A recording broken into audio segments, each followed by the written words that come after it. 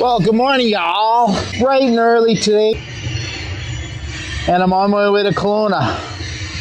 After I hit the deer in the last video there, my hand controls became super loose, so I have to go to Kelowna to get them looked at. Sorry for the noise in the background. The train's going by, and their brakes are squealing. So I guess you guys get to see what truck's really like.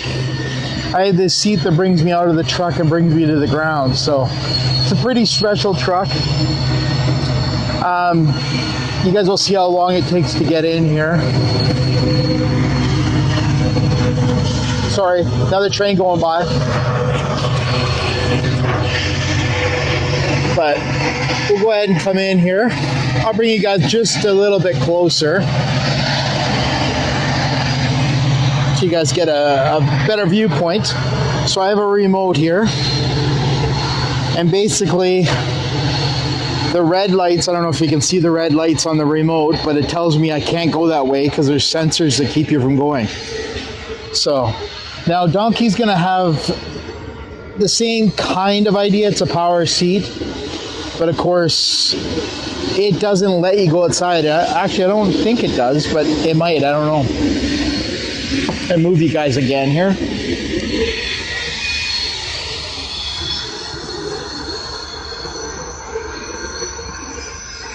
So you can see why I have two batteries, because this is all running off batteries right now. So it's been good. It's been good for surgeries.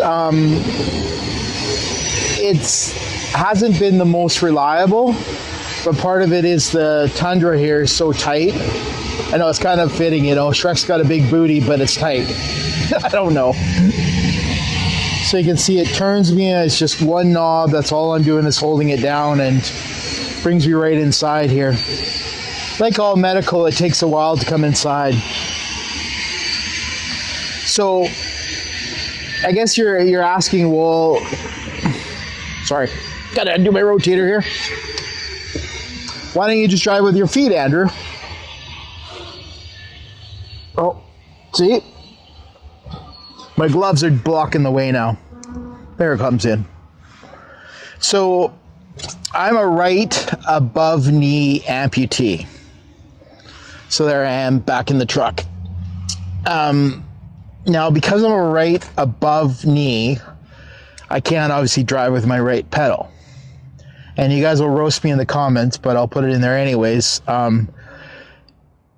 In Canada, you can drive with a left gas pedal. I was told that in the States, crossing the line with the left gas pedals can be problems. So I opted to be trained in hand controls. I mean, it's good and bad in a way. I still can't drive a regular vehicle without bringing my temporary hand controls, but it allows me to be safe in both countries. So it's pretty simple here. Let me just start Shrek up. It's your Shrek start. So basically this handle here, I push it down, that's my brake. And if I rock it downwards, that's your gas. So it's actually pretty cool, because in your mind, when you go to get an accident, you automatically want to press something down. Well, I press it down, my brakes on. So your brain actually controls your hands a lot quicker than your feet, if that makes any sense at all. So I'm going to show you how it works underneath here.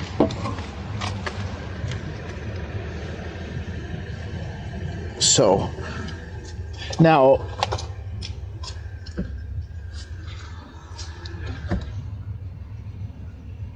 sorry, I'm just shutting off the radio here and move my gloves over. Of course, you know, going from the highway to hell.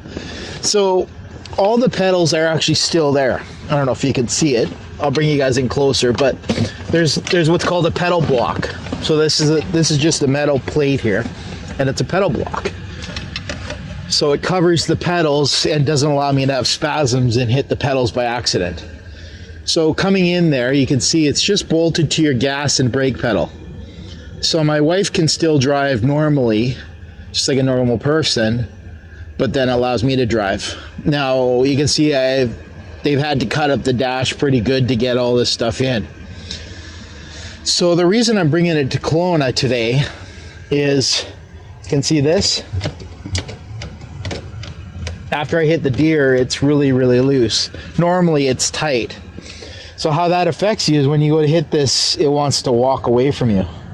You can see that even when you hit the gas, it's kind of got a delay, which is not supposed to be like that.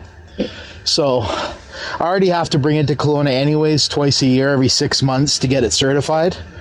My understanding, and it might be a gray area, is our insurance providers here in Canada, in BC I should say, it's called ICBC. They require your vehicle to be certified, basically inspected. So I bring it down and they inspect it, they lube everything, they inspect the seat, make sure it's all safe.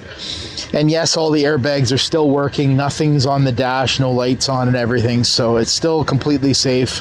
My hand control sits right in the door there. So I'm bringing it down to see if I can get it tightened before Donkey comes, because once Donkey comes, Trek won't be covered by WorkSafe anymore.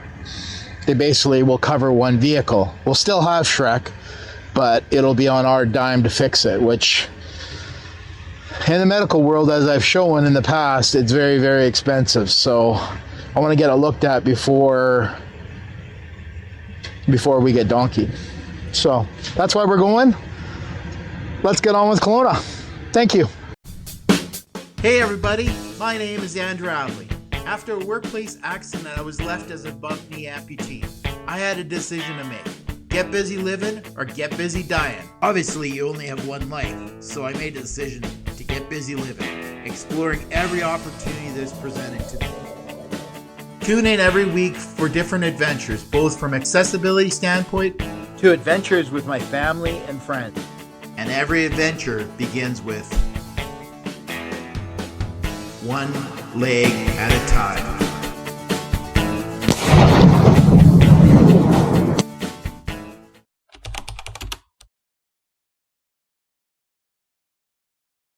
So the city I'm traveling to today in this early morning is Kelowna, BC.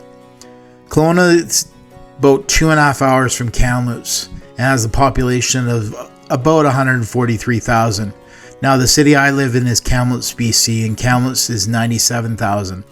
It's kind of funny, the two cities used to be very, very similar in population, but Kelowna's obviously pulling away from us. The two cities are constantly competing, whether it be from their junior hockey team in the WHL, Kelowna Rockets and Kamloops Blazers, or in politics, or even in growth. The two cities are so much different. Kamloops kind of a blue collar, kind of a working city, and Kelowna's kind of old money, a lot of old school people, and it's kind of a retirement place. A lot of Albertans go there because the summers are very, very beautiful. Returning there is kind of bittersweet for me. Kelowna holds a lot of good memories. That's where Kenzie's born, and I was there for many, many years. I had a very, very successful store that I managed, and it was a lot of good memories, a lot of good friends and people are there. Moving to Kamloops kind of was bittersweet because I had my accident the day we took possession of our house here in Kamloops, but it was returning back to family, and family is very, very important. So let's go on with the drive here. It's very dark, as you can see. It's almost about 6:30. I got to be there at 9 a.m. bright and early, so I left myself lots of time to drive just in case there's any animals on the road like my last videos or any other accidents or anything. It's a very, very beautiful drive during the day, but at night or early morning you don't really see a lot. So let's get on with it. Thanks. What is going on, guys? Well, you guessed it. We're off on another adventure today. We're heading to Kelowna to get my hand controls re-looked at. They're super, super, super loose, so we got to get them re-looked at. So, beautiful day today. I'm just going to check the weather here. Oh, 4 degrees, which is crazy warm for January. I think they said the warmest in the province of BC was White Rock yesterday at 14 degrees. That's crazy for January. As you can see by the time lapse, we got out really early and we're just outside Vernon, BC, almost in Lake Country, and the fog's just sitting super low on Lake Kelowna, so you don't get to see Lake Kelowna, the lake of many colors. But we're also going to get an update today on Donkey. I'm meeting with WorkSafe to see when we're going to get Donkey and the steps involved in that. So I'm bringing you guys along for the ride and show you as the day progresses. Also film them fixing the hand controls so you guys can get an idea of how hand controls work and the whole process involved in that. Because when I was running a shop with Cal Tire, I knew nothing about them, and I thought they were toys, and like we'd all kind of try them when they came in the garage, but I never realized how important they are to drive vehicles. Like, I've had my truck driven through a wall at Toyota because they were trying to drive with my hand controls. It's not just a fact of getting it fixed. It's a fact that I can't get a rental car. Like, rental cars don't come with hand controls. So that's kind of a big deal to me. So it's allowed me to drive, which I'm so thankful for, to get my freedom. Anyways, I'll continue. I'll stop blabbering on and continue on. Oh, look at the fog. It's just so beautiful. Let's continue on.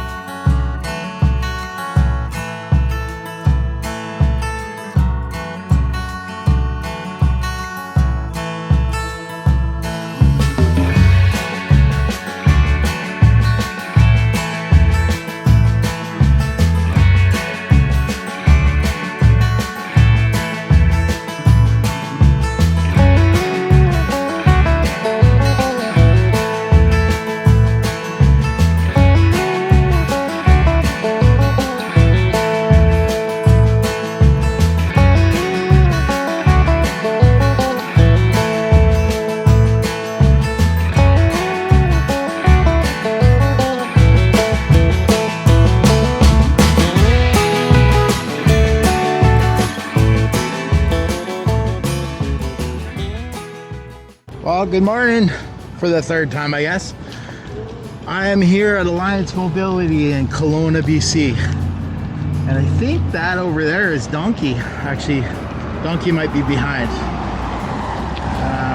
All-wheel drive, I can't tell. I think Donkey's behind, but this is Alliance Mobility in Kelowna, BC. I'm going to get Shrek fixed, so let's go inside.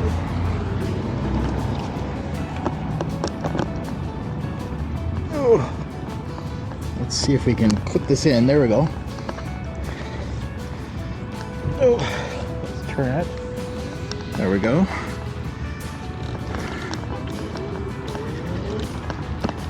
And let's go in and see what's going on today. Hit the button to get in. Oh, there's their beautiful dog. Oh, gotta take a better run at it. Spin around. There we go. So this transition is going to be super, super weird because when I walked in the door, Darlene pulled me to the side and let me know that Donkey actually went to their rental fleet and actually was put up for sale because the wait was so long waiting for the funding. And I was just shocked, stunned. And she says, don't worry. I've decided to upgrade you to a 2023 XSE full load van. So it's a newer version of Donkey. Donkey was a 2022 and wasn't full load with leather, sunroof, you name it. I was speechless. I was absolutely blown away. I didn't even turn on the camera because I was just in shock.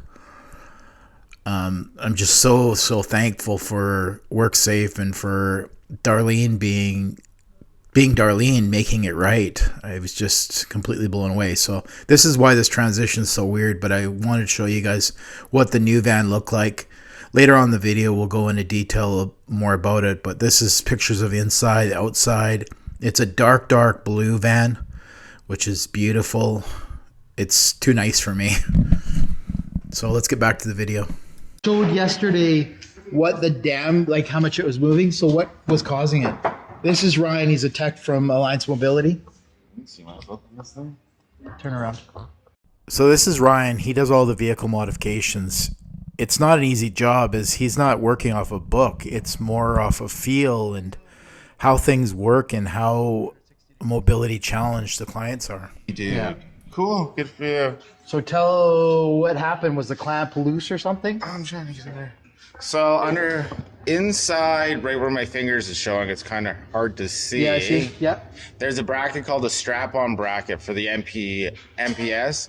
It goes around the steering column, basically like a strap-on. There's a metal flap right where my finger is sitting. Yeah. There's a tension bolt on the other side that we basically squeeze down with 45 foot-pounds of torque. There's 2 set screws that are at the top that pinch the steering column physically down. So what happened during the little incident that he had, he knocked these 2 set screws loose, and then when they get loose, it keeps a bit of tension, but being a big truck and you have to use a lot of force on the gas, it ended up wiggling it a bit loose. But now, that's so much better. Nowhere. Thank you so much, Ryan. You're welcome, Bubba. You know that. Anything I can do to help you. Wow. I just give you some gears before we do it. That's always. Well, I went underneath and I was trying to mess around in Richmond. I looked at the pedals. I'm like, okay, that's tight. So if it happens again for you, Justin, so if you want to try it or have someone, Well, it's now so it's not simple. going to be covered. So This is what I mean. And it's simple. Yeah. Like, if I was to ever get into a chair, this is the hand controls I bought. Because they're durable and. This would last me my life, and they're so simple to keep. So what happens if I didn't bring it in? Would the hand controls have fallen off? No, they would have stayed loose like that. But if they did fall off, it'd just be on my lap, right? They Yes. wouldn't fall off the pedals. No, they don't, because with this clamp here, Yeah. you have 2 3/8 bolts that are on there. Yeah. It's literally squeezing it right around. It's not coming off here. And then for the gas block, there's 2 1/8" Allen heads that we actually pierce this with. So they physically, They're can't clamped come out. right through. Yeah. But what can happen is, let's just say you're sitting at the light. You go, and all of a sudden they just go right on your lap. What can happen is like you're an able-bodied person, you got good strength. Yeah. But not everyone else does, though. Like we take someone like that doesn't have that strength. If that drops and say this gas digs into your thigh for some reason, next thing you know, you're going full tilt down that road and there's nothing you can do. So my number one stress in this industry is this. Because this can kill you in a second. If they're wrong, they can kill you in a second. I've never had a set fall yet.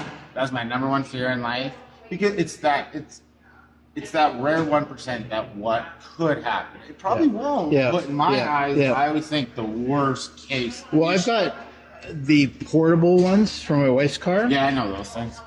I know they're, but they have that strap that goes around the dash, right? So I mean, used to it kind of hanging down, which would have been roughly what this would have done, right?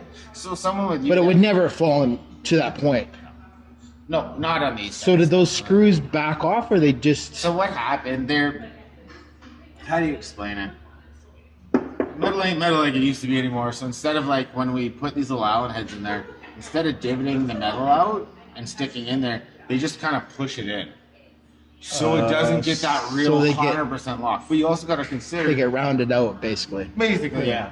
So first thing I looked at was his Allen heads right away. I looked at them and I could tell they already spaced out a bit. So during that accident, they probably just bounced out of that track, like wobbled their way I out. pushed it so hard. Because anyone would have hitting something, and then just doing this and this and this and this would just eventually work its way out. That's so much better. But it's literally gone from right around the whole entire steering column. There's a strap this thick of stainless steel. And let me tell you, it's long, dude.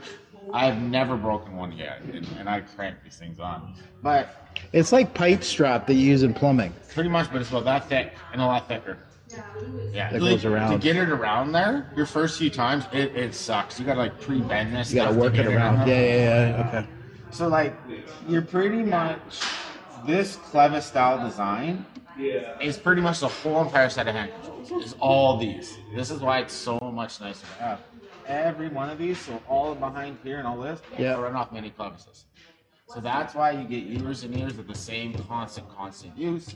Where a lot of guys, I can't, either manufacturers per se, what they'll do is I gotta word it correctly here too. Because my face is familiar. Future me, I'll edit that out. So other junk out there. And don't buy anything on Amazon, please don't. Did you hear that? Don't buy it on Amazon. It's scary.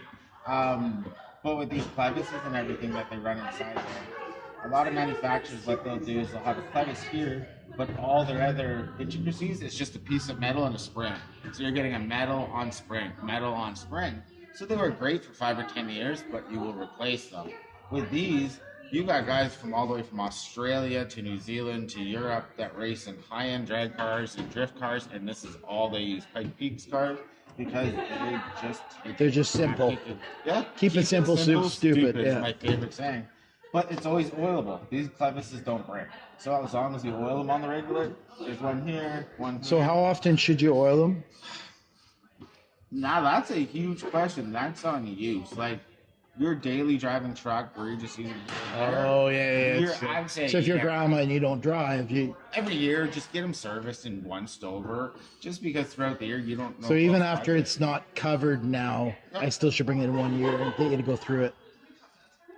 Depends on your use of the truck. See, that's the thing is now you're only going to be using it here and there. I use it for the trailer. So what I can show you per se to do is just to check them.